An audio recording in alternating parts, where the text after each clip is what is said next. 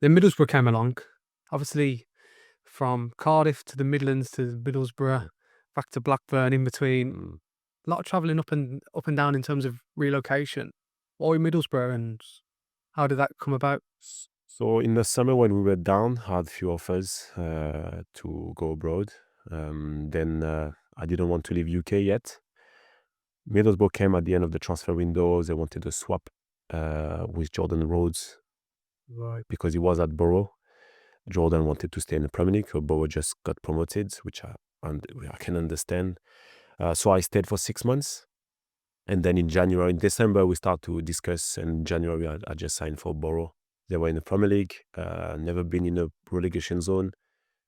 Signed there with Karanka. And then he left the club after a month or something like this.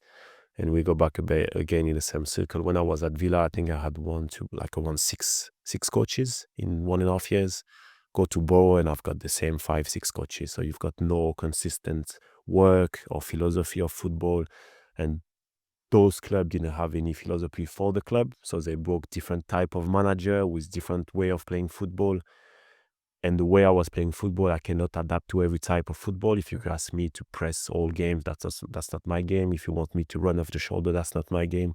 So usually when you sign me, it's because you want to play a certain type of football. And so it wasn't the case with every manager. How long do you think a manager needs?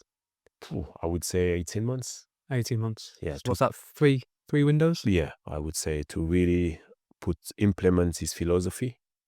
That's why now as a club, you have to have a philosophy and you take a head coach going to fit what you want to do as a club. So you don't waste time, and then you've got the players who's going to fit what he wants to do.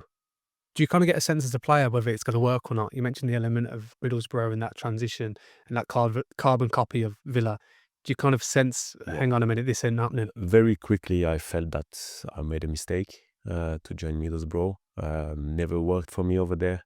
Never felt that I had the support from the club or from the head coach. I met some very good people, don't get me wrong, but just the dynamic of the club was a bit strange. They didn't know how to look after the foreigners, to be honest with you. We had like Spanish players and Portuguese players and French, but it was a very like British culture. We have to adapt, but as I said before, we need help to adapt into it. And when it's not working for you, you don't feel any support at the club. Good people working, but it's just the fact that they don't get used to it. It was a bad. I didn't enjoy my time, to be honest, at Boro.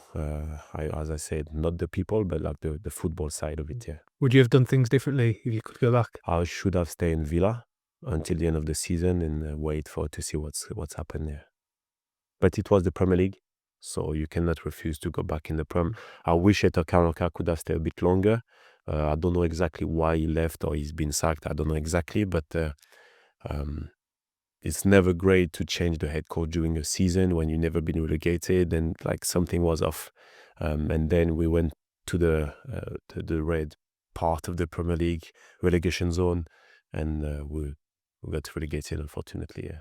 What do you do maybe away from the pitch then, Rudy? So you mentioned the element of challenging times with managers and obviously results might not be going your way, and you mentioned injuries as well. What do you do to maybe cope with maybe some of those I've been lucky. problematics I've that got you've got? good family environment. So my wife, my kids, when you get home, it's the time where you can try to get away of that, but it's not that easy. You always think about football, next training, next game, next training, next game. You don't take the time to breathe. I tried to start meditation. I start to a few other things outside football.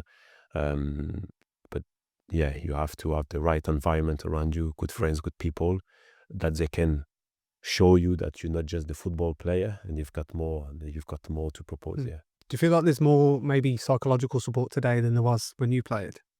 Yes, definitely. And now we look after the player a bit more. We try to make sure we follow everything they do. We treat them a bit more like a young people. I don't know if it helps sometimes. Sometimes it's too much. We have to also let them understand and go through adversity. Sometimes that's how you learn the best way. But there's more support now. Yeah. Obviously, I'm just interested in that because you mentioned, we see the new areas of player care growing. It's like, how do you actually define the role of player care? Are you there to support the individual? Are you there to help them move? Or you mentioned the element of Middlesbrough and kind of having that support from a foreign perspective. It's interesting how that is become embedded, but also when do you have autonomy as a player to Exactly. do the right So things? you have to find the right balance. Player care is there to look after the players, from him, his family. Uh, so from the first day that he signed, and you Mm, try to stay with him when he's at the club. And some clubs, they push it a bit further.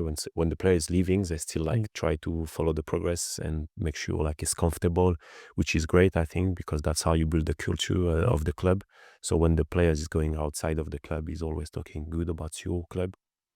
So yeah, she needs to be she or he needs to be for the players, but also protecting the club. So you have to keep this relation, not to be too close, because you're not their best friends. They need to know they can come to you if they need any question, but also you're here to support the club. So if one player has come and start to moan about the head coach, you cannot just go on his side and say, oh, yeah, I don't think he's yeah. great, because you have to support the club. So that's the right balance to find. But you also need to support him to be a good Mm. listener, because the player is going to come to you, speak, but you have to be able, okay, this maybe I can speak with the head coach because he can help the player. He has to know about this, or this I keep it for myself because he will not help anyone to know about this. So finding the right balance, you need clever people to do it, but that's an important position in the club. Yeah.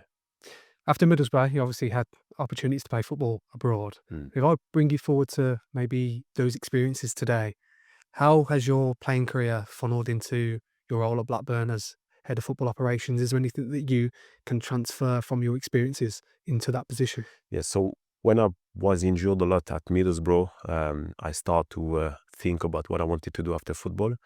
Um, and I started to discuss some kind of courses, because being in football since you're 12 years old, I had my A level, but after that you fully focus on your football career. So you don't have time to try something else. So I always like, okay, if I stay in football industry, I don't want to be on the pitch coaching. I want to be behind the door and making decision to create a nice environment and helping everyone to adapt and play.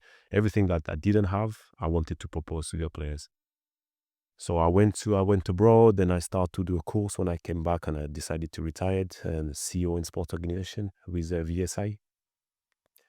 And then got in touch with Blackburn again, with the people, with the board, Suel Pasha and Greg Bolton and Steve Waggett, and asked him if I could do a working experience at the club. So I came for 6 months working under Greg Bolton as a director of football, but I also went to every department. Unfortunately for the club, the season was not going well. And at the end, they decided to change to split with the director of football, Greg Broughton, who has been fantastic with me when I was there. And they came to me, they said, listen, we want to restructure the club a bit. Would you be interested to have a position? I said, why not? I was going to discuss another job with a club abroad, with a coach that I have when I was in Greece. And this came, it obviously had some strong link with Blackburn, and I decided to take the job. Yeah. And are you based here based on your playing career? Does that help the fact that you mentioned you lived in Manchester? Does that Yeah. support your decision So in that to just to process? come back in a city that you know, in a club that you know, with the people that you know, it's the transition is much easier, and the start was much easier for me. And what are the expectations with Blackburn at the moment? At the moment, you mentioned the change of manager, kind of lingering around that playoff spot. What would you think the expectations are going forward based So on your obviously, decision? when you're there, the fans expect you to spend money to try to go up. That's not the project of the club. Project of the club is to go up, but in a for the sustainability of the club, we have to do it the right way. So which means giving the pathway to our young players in the academy with the first team, which means not spending crazy money because we don't have the resources to do it. So being creative in the recruitments. Our budget, we mid-table in championship, so everything above it, it's our achievements in terms of finance and position in the league. So we've got our weapons, our strength, and if we combine it, the higher we play, the better it is, obviously. Now I think we're in a strong position. We've got a strong squad. We've been, I think, John Eustace has been very good to create the togetherness. Now Valerian is coming to carry on with that and to implement his philosophy of football, which is attacking football with intensity a bit higher on the pitch. And hopefully he can get us through